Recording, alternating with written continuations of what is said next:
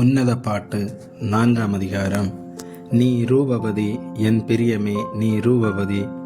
உன் முக்காட்டின் நடுவே உன் கண்கள் புறாக்கண்களாயிருக்கிறது. உன் கூந்தல் கிளையாத் மலையில் தலைமையும் வெள்ளாட்டு மந்தையைப் போலிருக்கிறது.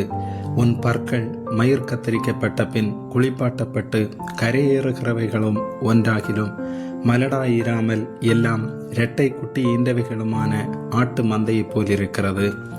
உன் உதடுகள் சிவப்பு நூலுக்கு சமானமும் உன் வாக்கு இன்பவுமாயிருக்கிறது. உன் முக்காட்டின் நடுவே உன் கன்னங்கள் வெடித்த மாதளம்பழம் போலிருக்கிறது. உன் கழுத்து பராக்கிரமசாலிகளின் கேடகங்களாகிய 1000 பரிசைகள் தூக்கியிருக்கிற ஆயுதசாலையாக்கப்பட்ட தாவீதின் கோபுரம் போலிருக்கிறது.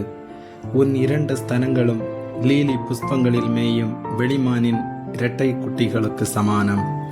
பகல் குளிர்ச்சியாகி நிழல் சாய்ந்து போகும் வரைக்கும் நான் வெள்ளை போல மலையிலும் சாம்பிராணி மலையிலும் போயிருப்பேன். என் பிரியமே, நீ பூரண ரூபவதி, உன்னில் பழுதொன்றுமில்லை. லீபனோனிலிருந்து என்னோடே வா.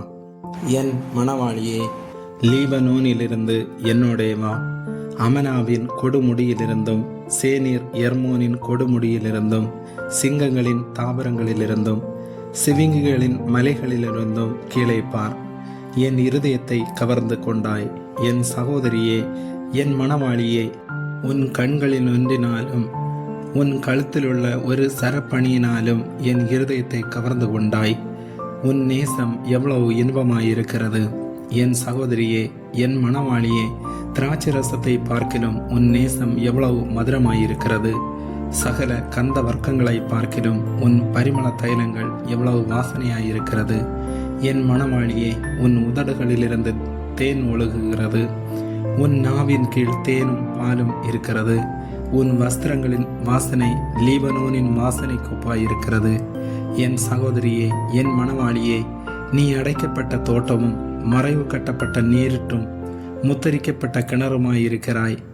உன் தோட்டம் மாதளஞ்செடிகளும் அருமையான கனிமரங்களும் மருதோண்டி செடிகளும் நளத செடிகளும் நளதமும் குங்குமமும் வசம்பும் லவங்கமும் சகலவித தூப வர்க்க மரங்களும் வெள்ளைப்போள செடிகளும் சந்தன விருட்சங்களும் சகலவித கந்த வர்க்க செடிகளும் உள்ள சிங்கார வனவுமாயிருக்கிறது.